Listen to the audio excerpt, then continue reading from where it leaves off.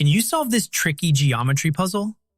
Inside a circle, there's a line segment that goes right through the center, and it measures 20 units.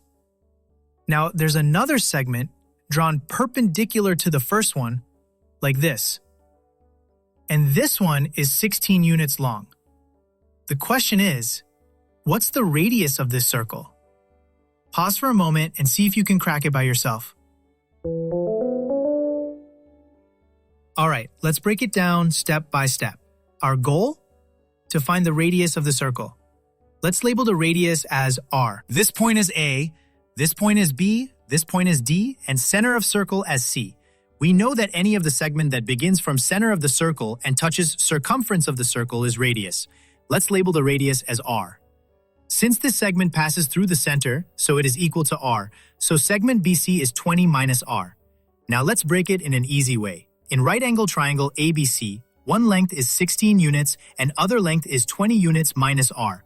The hypotenuse is R. So now applying Pythagorean theorem, that is a squared plus b squared is equal to c squared. So 16 squared plus 20 minus r squared equals r squared. Simplifying this, we get 256 plus 400 minus 40r plus r squared is equal to r squared.